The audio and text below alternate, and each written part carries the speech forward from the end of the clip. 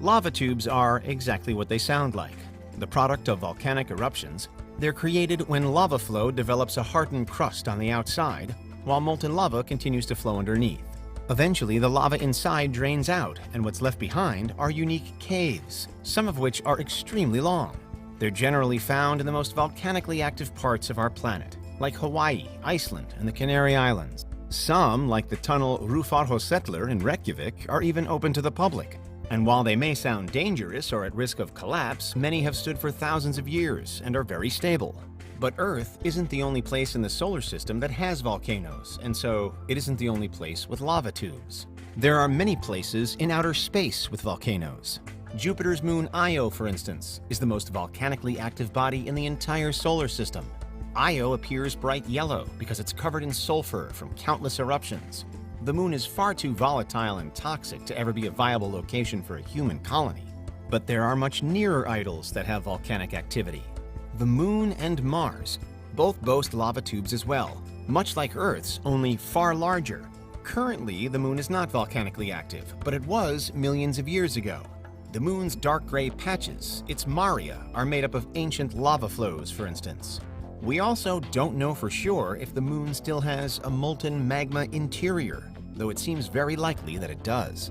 Mars, on the other hand, is home to the tallest mountain in the entire solar system, Olympus Mons, and Olympus Mons is also a volcano. It's not the only volcano on Mars either, just one of many. Its peak is 13.6 miles high. That makes it more than double the height of Mount Everest, which is around 5.5 miles above sea level. Olympus Mons is also a shield volcano, which is especially important because shield volcanoes are the best at producing the lava tubes that we're interested in. On the Moon, the tubes are formed slightly differently by powerful lava flows that eventually sink beneath the surface after an eruption. But in every case, what we're left with are large underground caverns. We're particularly interested in these lava tubes for two reasons. One, they're ideal locations for human bases to be built when we eventually leave Earth. And two, they could be hosting evidence that life exists or once existed on these celestial bodies. In both cases, the lava tubes are ideal because they're relatively protected from the environmental extremes of the lunar and Martian surfaces. The Moon is inhospitable to life because of its exposure to radiation and wild temperature fluctuations. Lunar daytime lasts for 2 weeks, meaning that a base built anywhere except in a lunar crater is exposed to the full force of the sun half the time and plunged into freezing darkness the rest. At its coldest, the Moon is negative 208 degrees Fahrenheit, and at its warmest, this skyrockets to 250 degrees Fahrenheit, way beyond the temperature gradient humans can survive at. This is why many proposals for human lunar bases focus on the Moon's poles, especially the enticing South Pole Aitken Basin, where the walls of the crater could protect us. But the lava tubes are another step beyond this, places with much more stable temperature gradients to work with. Astronomers have already spotted what might be entrances to lunar lava tubes, nicknamed skylights, which means we could access these tubes without having to dig or mine at all. The tubes are also far larger than the ones on Earth, with scientists theorizing that some lunar tubes could be over half a mile in diameter. So there's certainly plenty of room for humans to build whatever we want down there. And we'd have a far easier time than if we were to try and construct shelters on the lunar surface. On the surface, our habitats would have to withstand both of those temperature extremes.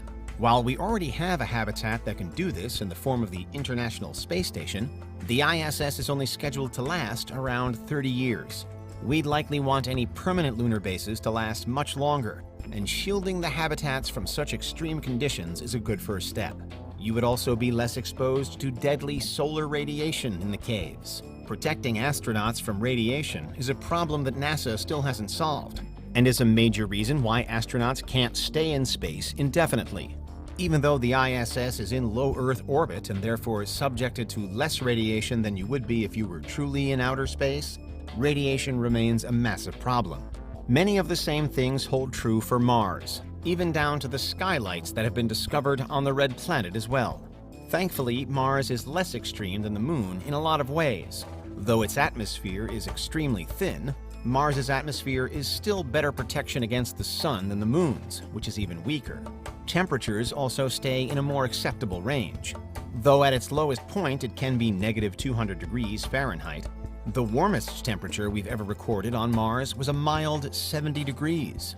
Inside the lava tubes, which are also expected to be much larger than Earth's, the temperatures would be even more stable. Building habitats underneath the Martian surface would be even better than building them on the Moon, though we'd still have to overcome the large distance between us and Mars in the first place. Once there, though, this is the best option for building a safe human outpost. Plus, since they could be the least hostile part of the entire planet, Mars's lava tubes could potentially host evidence of alien life. We'd need to go there with probes and robots to study this for ourselves and see if there are microbes or perhaps even larger organisms calling the caverns their home. There are still more benefits to building bases in these lava tubes. On both the Moon and Mars, going underground into the lava tubes would protect intrepid explorers from impact events. Asteroids burn up when they reach Earth because of our planet's robust atmosphere. But that's something the Moon and Mars don't really have, meaning they're far more susceptible to deadly impact events. While caves can provide shelter from every impact event and could collapse, they're still going to offer more protection than if we were on the surface out in the open. Finally, though, in the case of the Moon, those lava tubes could bring us even closer to water ice.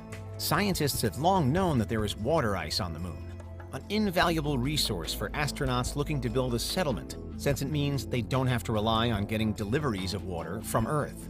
Water is heavy, and journeys even to the Moon take days, long enough for dehydration to become lethal. So having a reliable and local source of water would be essential.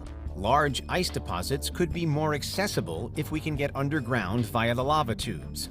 Once again, there's the potential that these water molecules could be supporting or preserving alien life of some kind. But we'd need to get there to check.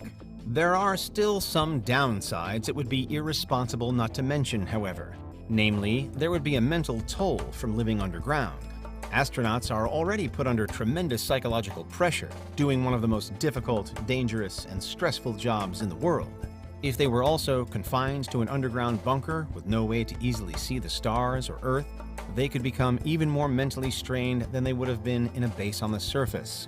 But these problems aren't inherent to underground bases, and any astronaut going to live on the Moon or Mars would have undergone rigorous evaluation, would be supported by the best doctors in the world, and would know exactly what they signed up for. This network of extraterrestrial caves could support not only humans by providing environmental protection and water ice, but alien life as well. And that's why lava tubes could hold the secret to life on the Moon